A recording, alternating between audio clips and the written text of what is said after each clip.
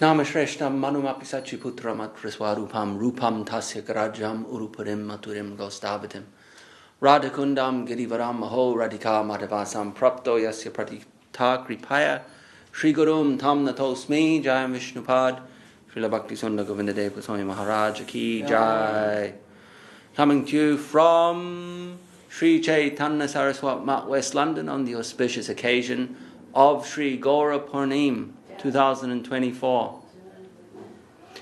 The end of Gaurabda year 538 and the beginning of Gaurabda 539 as from moonrise today, which is 6:46 p.m.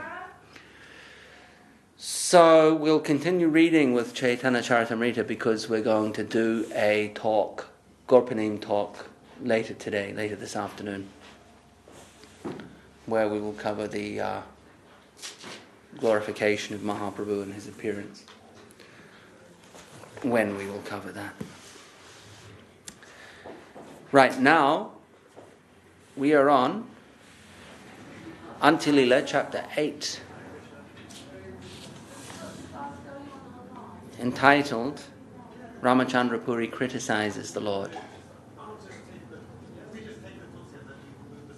And we're at the point where we talked about some of the concepts surrounding Vaishnava Aparadha in the past couple of days, because that's pretty much the theme of this chapter. So we've discussed those. But in general, we see that what happens is that Vaishnava Aparadha, unfortunately, produces more Vaishnava Aparadha. That's the general concept, is that it's like it can be like a slippery slope where one enters into a particular trajectory and slips down that slope. That trajectory continues. So they slip down the slope and into the gutter with the gremlins that live down there. So we see that this progression, this continuum take place with Ramachandra Puri as he commits what we could call a severe aparadha to his guru, as his guru is leaving the world, expressing feelings of humility, feelings of karpanya, which, as we know as devotees, is indicative of such a person's closeness to Krishna. The closer a person is, sometimes the further away they feel. But Ramachandra Puri does not understand such elevated sentiments, and he tells his guru to pull himself together. Come on, situate yourself in the Brahman equilibrium. What are you doing, moaning like this after a lifetime of spiritual practice? What is going on here? So he fails grotesquely, catastrophically, to understand the bhav, the vipralamba bhav, the karpanya bhav of his spiritual master, and he commits an offense, and his spiritual master tells him, go away, get out, I don't want to see your face. That's about as bad as it gets. So he then, of course, as a result of that, he loses his spiritual credits and embarks on what can only be described as an ongoing, almost a career of Vaishnava Aparadha, continuously insulting devotees, including Mahaprabhu. So there's no compunction regarding, how his dealings with devotees, his insults to devotees. Then there's no discrimination. It's not like he'll insult some devotees and pray. It seems like he is pretty much on a course of Vaishnava Aparadha. So, in contrast to Ramachandra Puri's behavior, we have that of Ishwara Puri, who, as his Gurudev, Gurudev is Madhavendra Puri, is passing away. He is serving him and pleasing him, cleaning him personally, cleaning his feces, cleaning his stool and urine with his own hand, as it says here. So intimate service. And, of course, the opposite happens, where he gets the opposite too. In contrast to Ramachandra Puri, he gets the blessings of his guru. This is Ishwara Puri. And again, the converse to Vaishnava aparad is that blessings lead to more blessings. So it's unfortunate if someone gets trapped in a rut of criticizing, because it's difficult to get out of that rut. It's like an addiction, perhaps, where someone gets addicted to something, and can be difficult to lift oneself out of that. So Vaishnava aparad is a bit like that, but it's not insurmountable. Gurudev has said that although Vaishnava aparad we're cautioned against it, and we have to have a healthy awareness and a healthy fear of it, a healthy fear, not an overwhelming, crippling, debilitating fear, as in a paranoia that's not helpful, but a healthy caution. Then,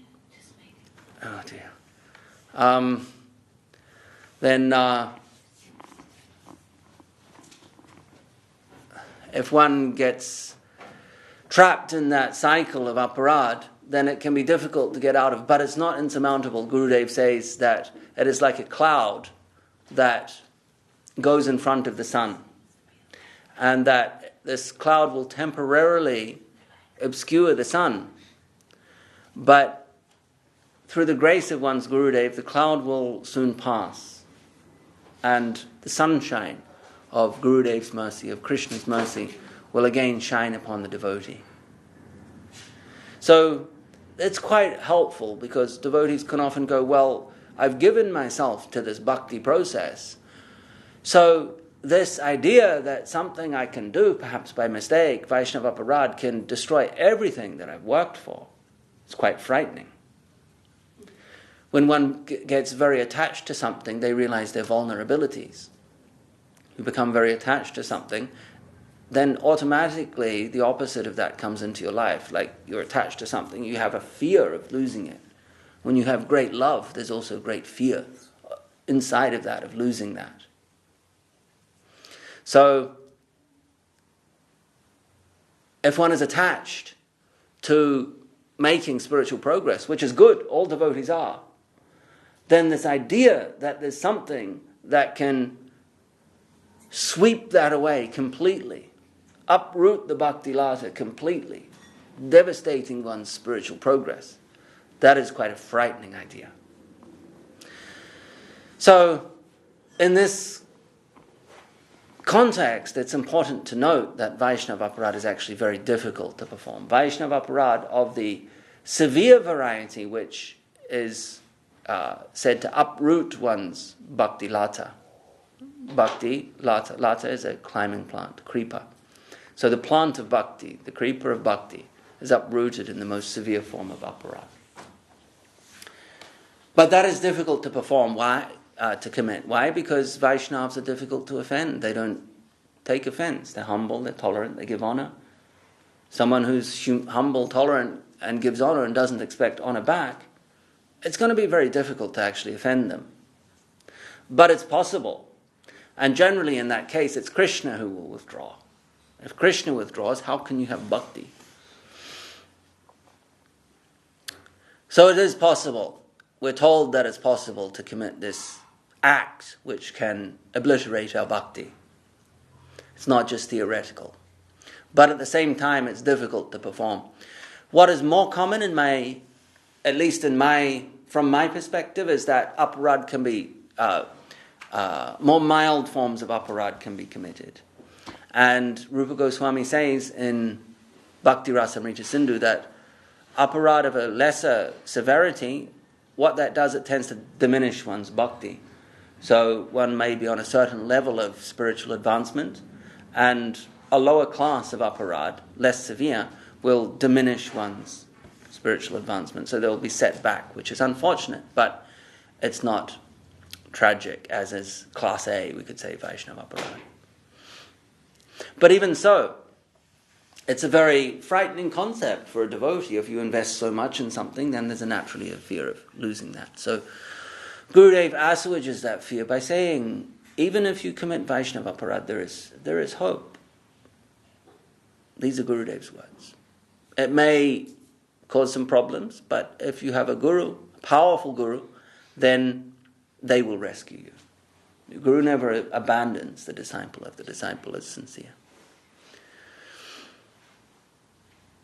So even in the context of something that causes great fear, a frightening scenario, there is hope. There's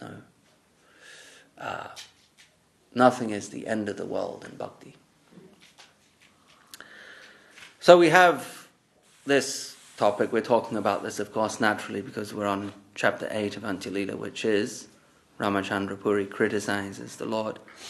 So we'll read a few verses, continuing from text number 28.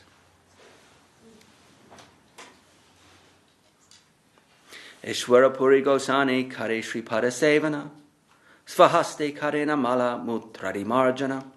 Ishwara Puri, the spiritual master of Sri Chaitanya Mahaprabhu, performed service to Madhavendra Puri, cleaning up his stool and urine with his own hand. Nirantara Krishna Nama Karaya Smarana Krishna Nama Krishna Lila Shunaya Anukshana. Ishwara Puri was always chanting the holy name and pastimes of Lord Krishna for Madhavendra Puri to hear. In this way, he helped Madhavendra Puri remember the holy name and pastimes of Lord Krishna at the time of death. Tushtahana Puri Tanre Kaila Alingana Varadila Krishna Tomada Hoika Premadana. Pleased with Ishwara Puri, Madhavendra Puri embraced him and gave him the benediction that he would be a great devotee and lover of Krishna. Say Haiti Ishwara Puri Premare Sagara Ramachandra Puri Haila Sarva Nindakara. Thus Ishwara Puri became like an ocean of ecstatic love for Krishna, whereas Ramachandra Puri became a dry speculator and a critic of everyone else. So we can see the absolute cruciality,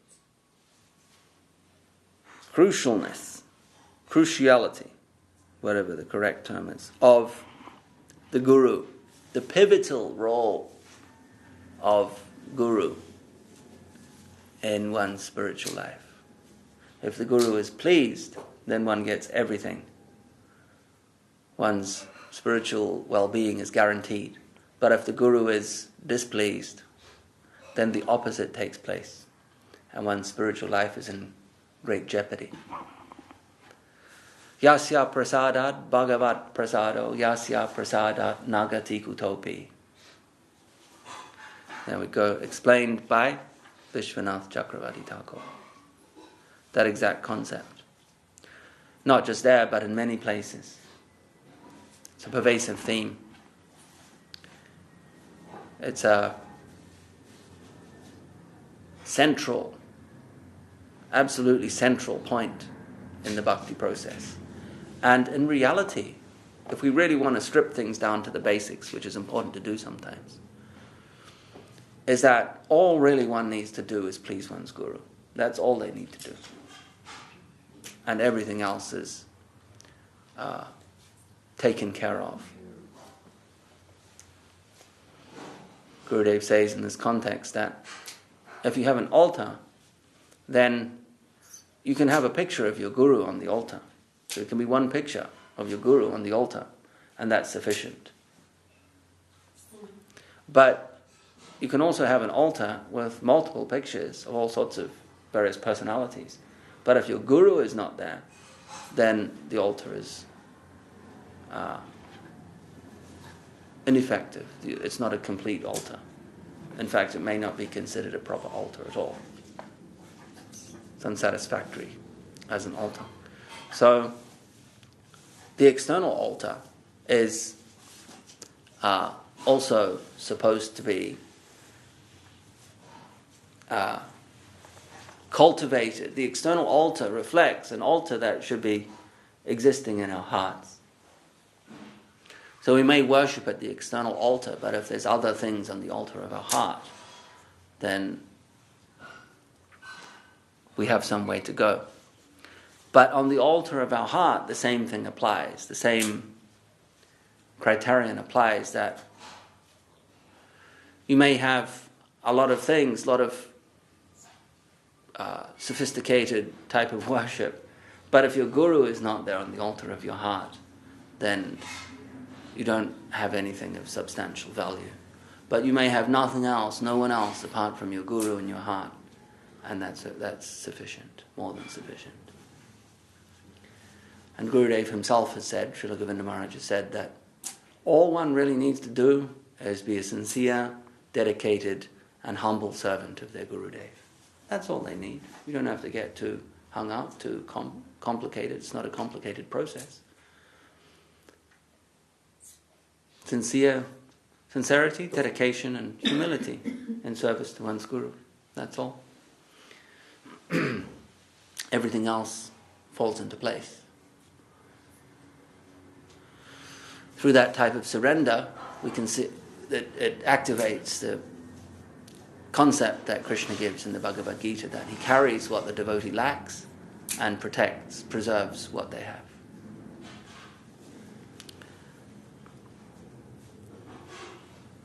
So Ishwarapuri flourished as a result of pleasing and consequently getting the mercy of his Guru, and Ramachandrapuri ran into great trouble as a result of the opposite.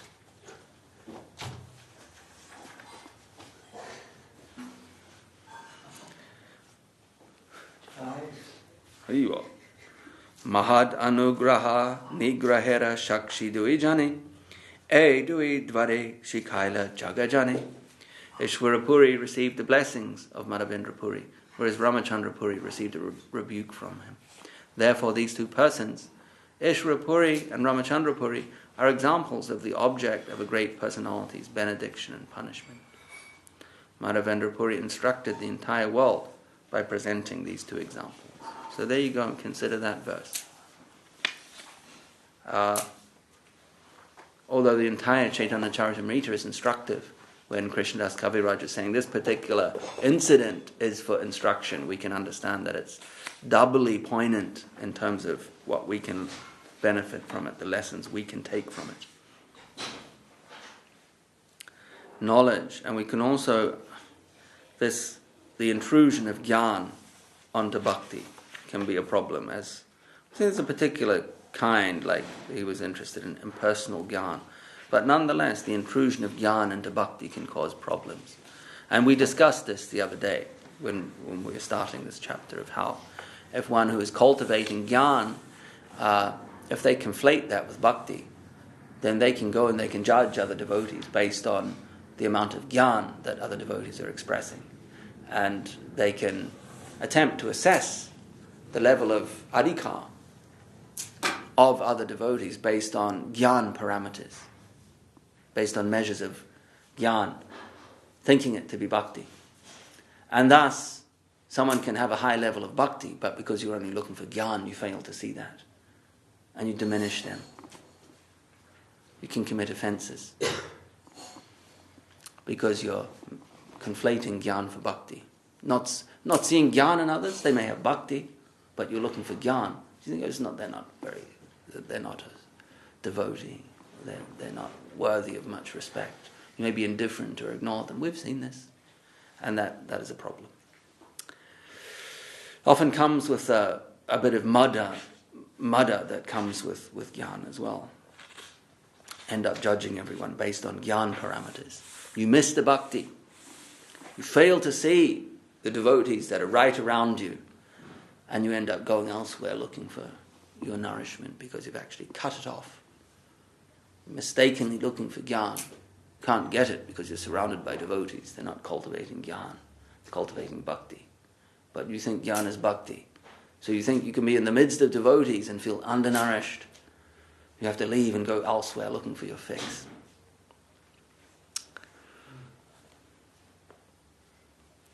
Prastave kahilun puri goshanira niryana ye iha shuni se bada bhagyavan.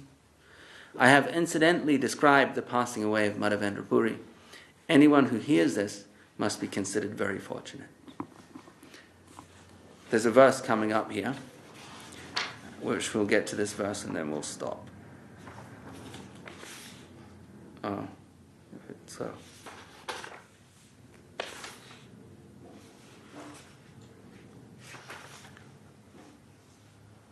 Ai dina dayadra natahe. Where is it? Ai dina dayadra natahe.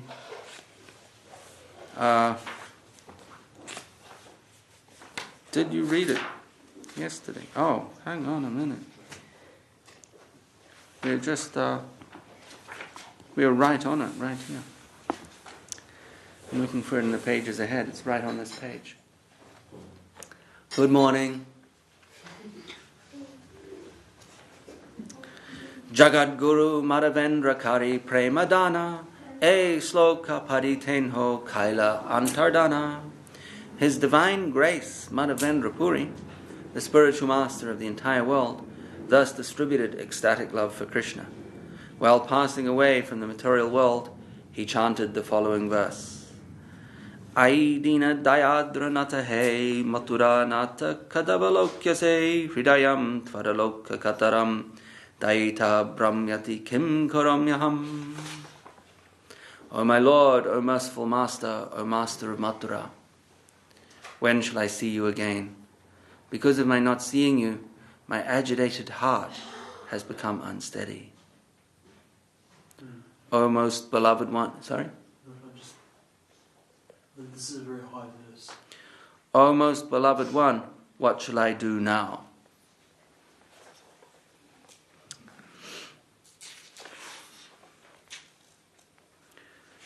Aidina Dayadra Nata He Mathura Nata Kadavalokya Se Hridayam Tvadaloka Kataram Daita Brahmyati Kim Karamya.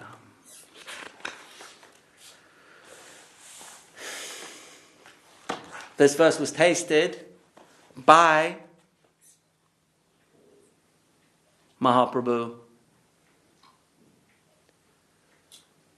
when he was traveling to Puri from Bengal after having taken sannyas. I believe, told by, I hope I'm not getting the detail wrong, by Nityananda Prabhu. Because Nityananda, when they stop at the Shakshi Gopal temple or at the Kirachora Gopinath temple,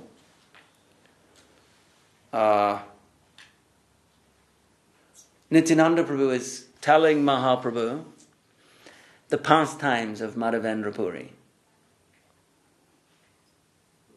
Because they include Kirachora Gopinath, if we're familiar with those pastimes. Remember? Kirachora Gopinath steals a pot, because Chora means a thief.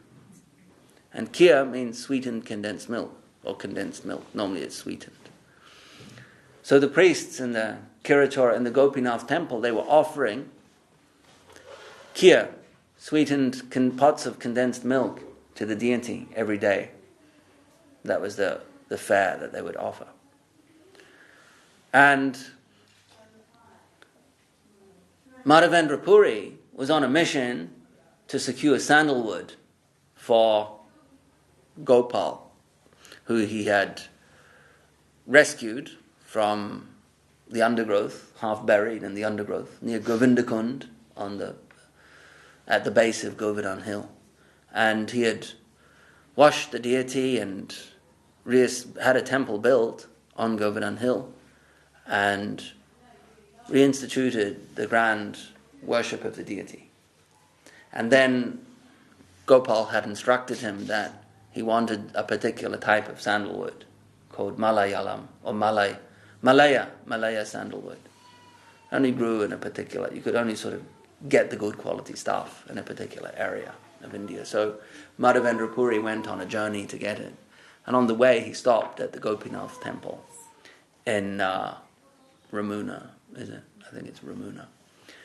Yeah, Ramuna, in Orissa. And he saw the condensed milk being offered and he thought, oh, I would love to taste that, because then maybe I could offer that to Gopal when I get back to Vrindavan. And then he immediately rebuked himself. He's like, oh, it's the deity's offering. Why shouldn't be desiring to taste it? So he immediately castigated himself. And then he went off into the town. He would sit all night chanting his rounds somewhere in the market. It was deserted because it was night. And when the priest of Gopinath went to take the prasad off the altar, he noticed that one of the pots was missing. They'd always offer a certain number of pots of this kheer. One was missing. And so anyway, he went to sleep, and then he had a dream, and Gopinath said to him, I've taken one of those pots, it's hidden. I hid it behind the curtain, or under my dress or something like that. He hid it, stashed it in the altar. And he said, I got it from Madhavendra because he wanted to taste some, so I saved him some. And he said, you go now and you find Madhavendra and you give him. So the priest went out, immediately woke up, immediately went out. It's like, Madhavendra, is anyone here called Madhavendra around here? And he found him, and he gave him the pot of kheer. Wonderful pastime. So when Nityananda Prabhu was on his travels, he met Madhavendra Puri, and the description is given in Chaitanya Bhagavat. It's amazing how they spent several days just like intoxicated with each other's company, like chanting the glories of Krishna and dancing, and as in a state like on some kind of powerful intoxicant. It was a powerful intoxicant, Krishna's name. And so Nityananda Prabhu was an intimate disciple of Madhavendra Puri. And when he is accompanying Mahaprabhu after taking sannyas, they stop for the night at this Kirachora Gopinath temple. And Madhavendra Puri, of course, has told Nityananda Prabhu, because of their intimate relationship, he's told them all these stories, all these histories. And then Nityananda Prabhu is then relating it to Mahaprabhu as they spend the night at the Kirachora Gopinath temple. Nityananda Prabhu, Mahaprabhu, Mukunda Dasa, Gadadhar Pandit, 5 or 6, maybe Jagadananda as well. So, and they're sitting there, Nityananda Prabhu is telling them these stories as they eat the same kheer prasad. And so Nityananda is also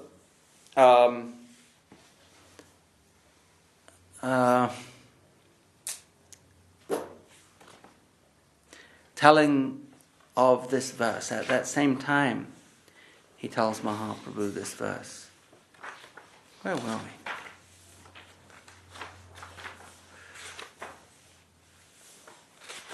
Aidina Dayadra Natahe. He relates this verse at the same time. Now I've lost the page. Yeah, Aidina Dayadra Natahe. So he tells the same verse as they're at this temple. I believe that's when he tells them. And says that no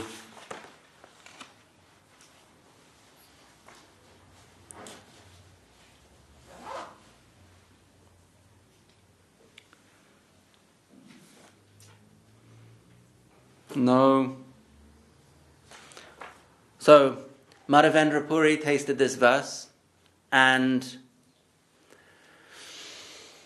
I'm just trying to think now.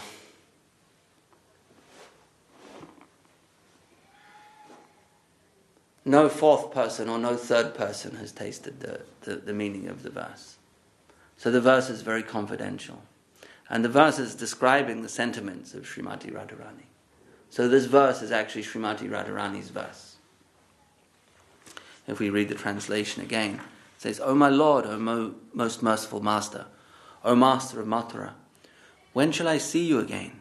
Because of my not seeing you, my agitated heart has become unsteady. O most beloved one, what shall I do now? So we can say there's a deep meaning to it. We can say on a very basic level, for purposes of explanation, it's the Vipralamba Bhav of Srimati Radharani being expressed. And of course that is full of it has an unlimited depth. It's full of flavor, various flavor and mystery. So this verse has been tasted by only a select few people. And when Gurudev talks about the verse, he talks about Guru Maharaj's appreciation of it. And says how the verse has only been tasted by Srimati Radharani Madhavendra Puri, and Gauranga Mahaprabhu. And I think it's no fourth person. So I hope I'm correct with this. Perhaps I should have refreshed. Knowing that this verse was coming up, I should have refreshed my read up on it. But I think it's no fourth person. I don't think it's no third person. But no fourth person is Radharani, Srimati Radharani, Gauranga Mahaprabhu. Srimati Radharani, Madhavendra Puri, and Gauranga Mahaprabhu have tasted this verse. And Gurudev says no fourth person. I believe in, when will it be? Antya-lila chapter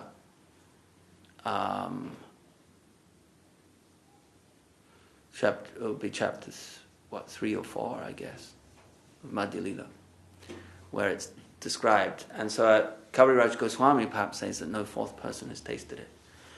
So Guru Maharaj is reflecting on this and discussing this verse and talking about how Guru Maharaj would go into quite a state of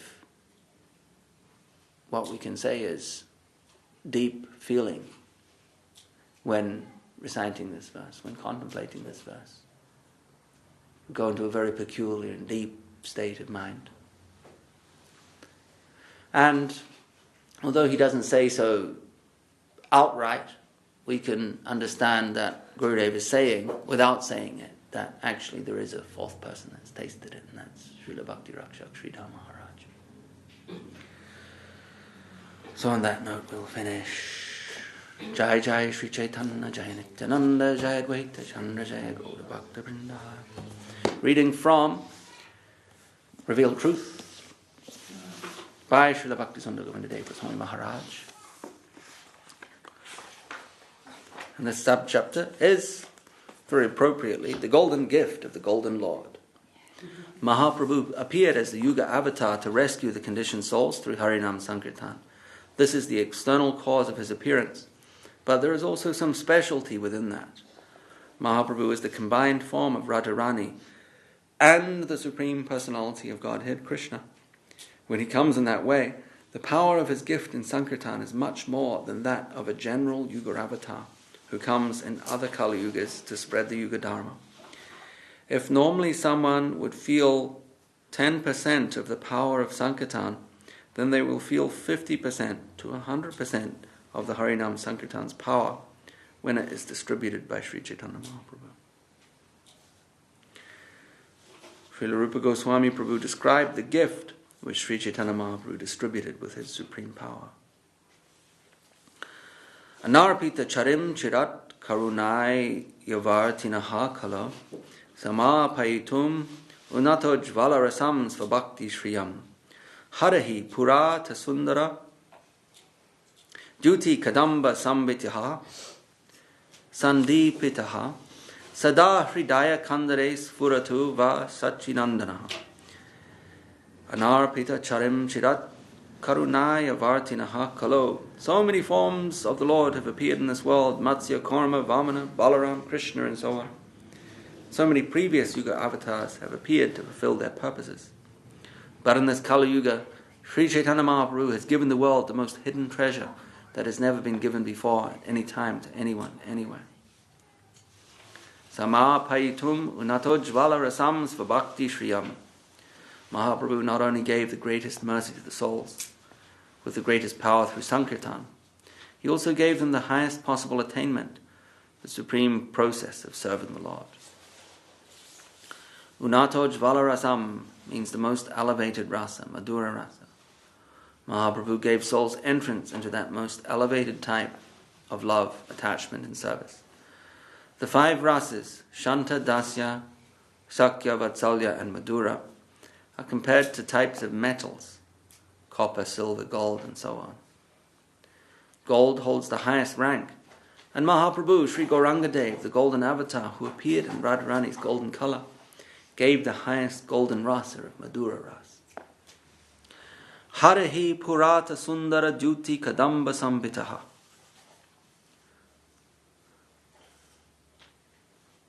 Throughout his pastimes, the condensed brightness of Mahaprabhu's beautiful golden form appeared more exalted than freshly cut, glimmering gold.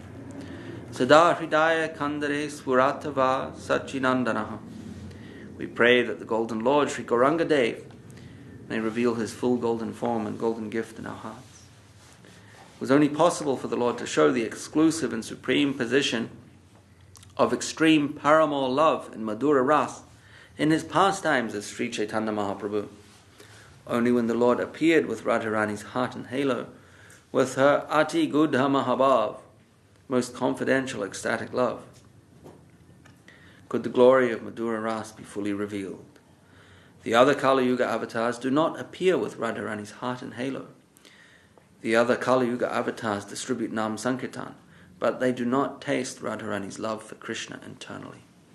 Only in Swayam Bhagavan Krishna's special appearance as Sri Chaitanya Mahaprabhu does the Lord engage in those pastimes. He does that for himself, for his own interest. But at the same time, the souls in this Kali Yuga become most fortunate. Jai Srila Bhakti Sundar Govinda Dev Goswami Maharaj Ki Jai. Shri Gaurpani Mahamahotsava Ki Jai.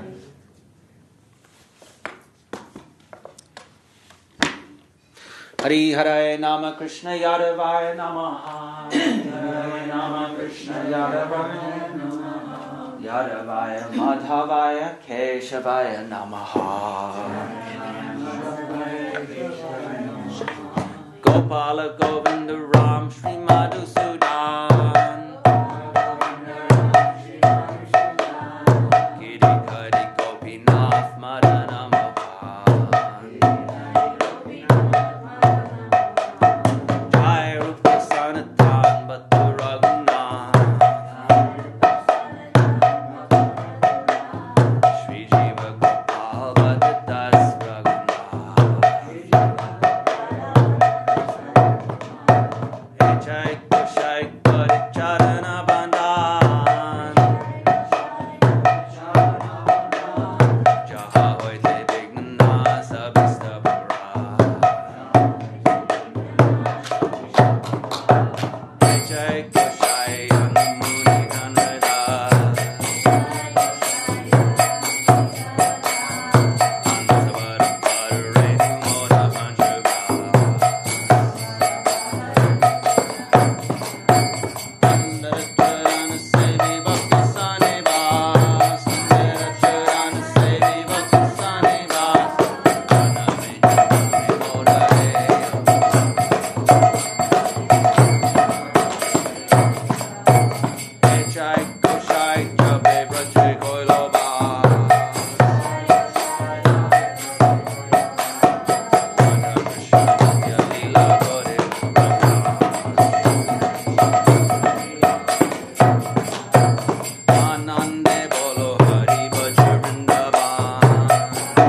Ram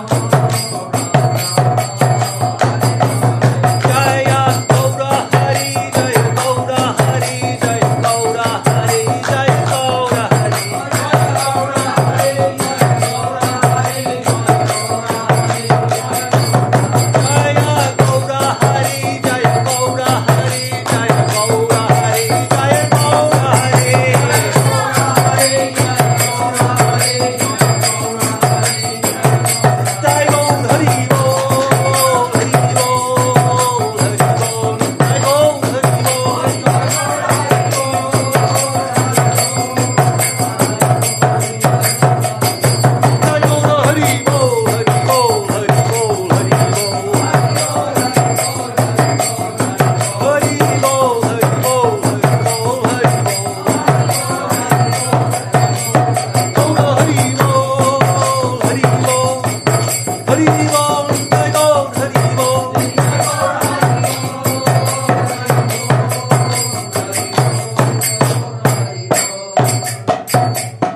Go, Premanandi, Hari Hari Bol. Jai Sabharikara Shri Shri Guru Gauranga Sundar Radha Girit Hari Ju Ki Jai. Jai Vishnupad Srila Bhakti Sundar Govinda Dev Goswami Maharaj Ki Jai. Jai Vishnupad Srila Bhakti Rakshak Sridhar Dev Goswami Maharaj Ki Jai. Jai Vishnupad Bhagavan Srila Bhakti Siddhanta Saraswati Thakur Prabhupada Ki Jai. Shri Rupanuga Guru Varg Ki Jai. Namacharya Srila Haridas Thakur Ki Jai. Samaveda Vaishnav Mandala Ki Jai. Samaveda Bhakti Vrinda Ki Jai. Vishvavaranya Srila A.C. Bhakti Vedanta Swami Maharaj Prabhupada Ki Jai. Shri Chaitanya Saraswat Mat Ki Jai. Shri Chaitanya Saraswat Mat West London Chapter Ki Jai. Shri Gorpani Mahamahotsava Tithi Ki Jai. Shri Harinam Sankirtan Ki Jai. Nitai Go Premanandi Hari Hari Go Go Hari Go Hari Go Go.